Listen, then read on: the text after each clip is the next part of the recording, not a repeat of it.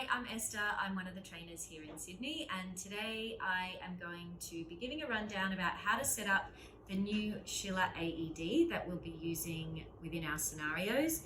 It's called the FRED PA. It's a great device. It's very user-friendly. So to begin, what we actually need to do is grab our phones and download the app, as we can control the device from our phones. Whatever app store you have, open it up. It's under DEFI training, or if you can't find it under that, it's under Schiller, SCHILLER. It is a red background with a yellow heart.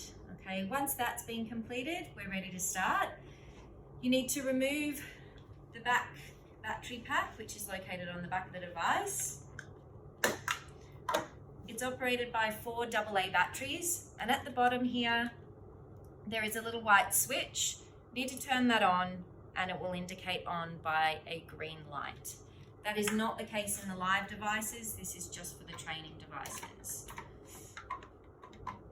Replace the cover. Okay. Now we need to pair the two, the app and the device, and that's pretty user-friendly itself. So open up your app. Okay. And you should be greeted with this page, okay? And it'll have the device list. It'll say FRED PA and whatever number training device you have. You need to click on that and it steps us through the process. So it says open device lid to start. Use only if patient is unresponsive.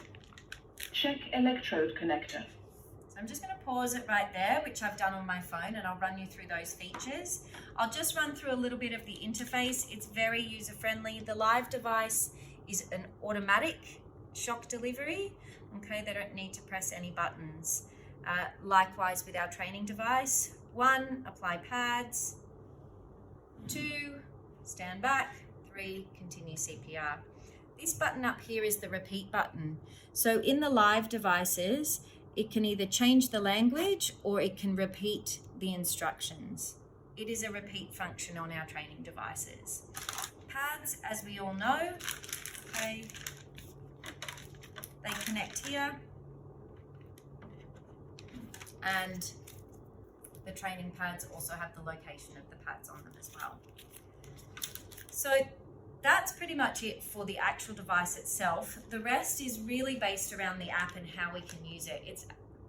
It's got the ability, let's just check electrode connector. To stop the actual scenario, off electrode. We need to press stop on the app and then close the device. Okay, the device's lid is closed and the scenario is finished.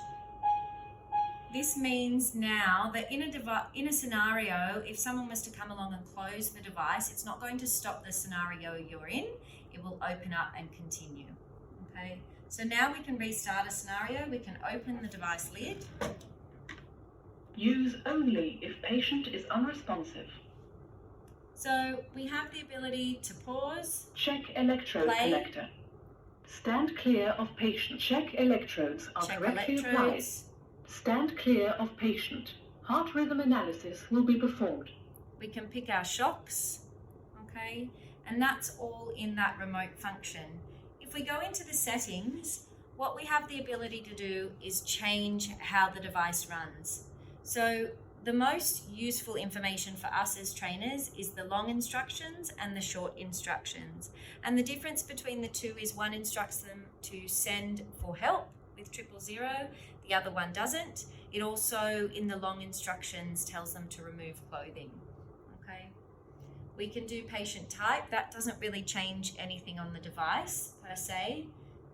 The ratio, the metronome speed, how long to do CPR for, and the device language. Okay, and then you save whatever you want to do. Okay, you'll need to close to restart.